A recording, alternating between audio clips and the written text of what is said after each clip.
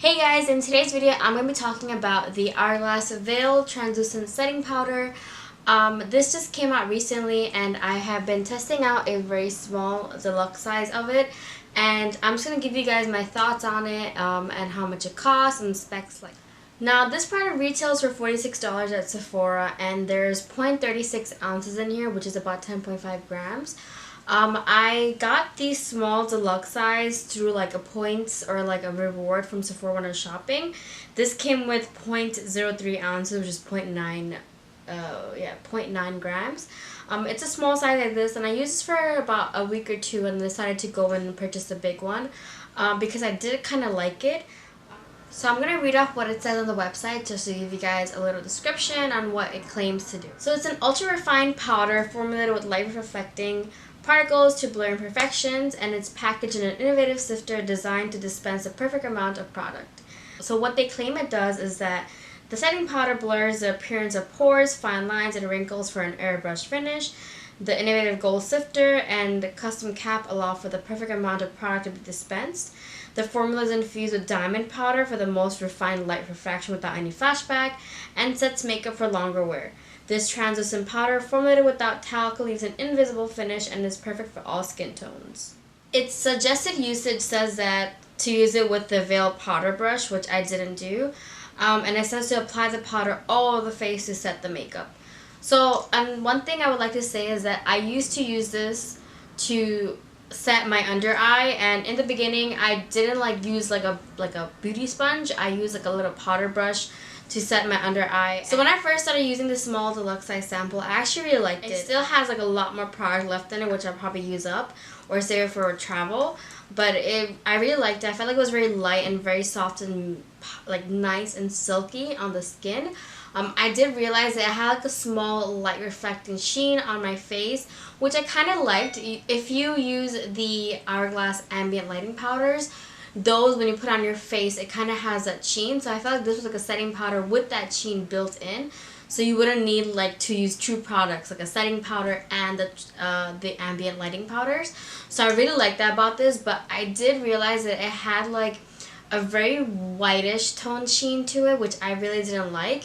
So if you were using the ambient lighting powders, it's like crushing the lightest ambient setting powder and some powder and like putting it together and then using it under your eye. So that's what I felt about this. So I didn't love it or didn't go crazy about it, but I did feel like, you know what, let me buy the big one and see how that one is or whatever. So I went ahead and I bought the large size. Now this looks very sleek and like luxurious. Like, I'm a sucker for packaging, so a lot of times I buy a lot of stuff for like just because it looks pretty. But this thing was so nice, like it, and I have the thing is I have the primer, the Mineral Veil primer, and the Vanish stick. So I really like those two things. So I figured why not like get a powder and see how it is. Wow, I have it like everywhere. But this is how it looks inside. It looks kind of dirty because I have powder like around it, but it's like a gold rim in the inside. And there's an H that's set in the middle, that's where the powder comes out from. And then there's a stopper in the lid, so when you close it, it kind of like does not move around unless you just shake it around like I do. But it's kind of like, well, this is like, it's kind of like tight to close. Maybe it's just the one I have.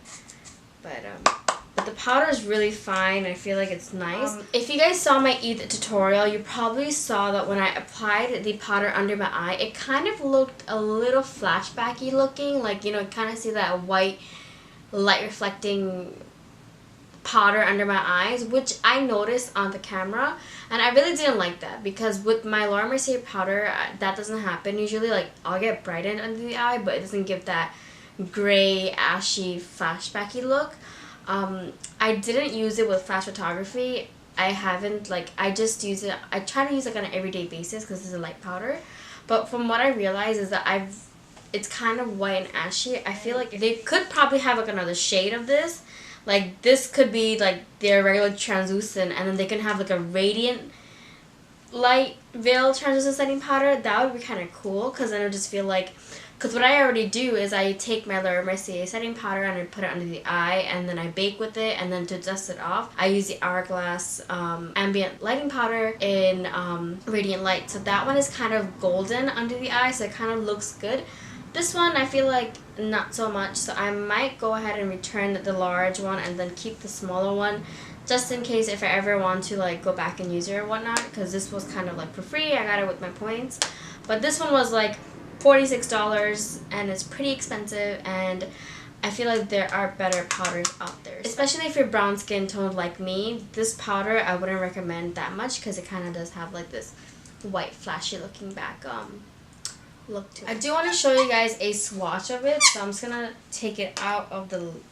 Just put it like right here, and it's really soft and silky. It looks translucent on the camera, but if I'm looking at it right now, I can see small specks and a little sheen on my wrist over here, and it does look like I make some of the ambient lighting powders with it. So that's just how it looks. I'm not sure. If you want, you guys can go into the store and swatch it and take a look to it. So I hope you guys liked this video. If you did, please give it a thumbs up and subscribe to the channel, and you can go ahead and like my Instagram page. I'll be really happy if you do. And I'll see you guys next time. Bye.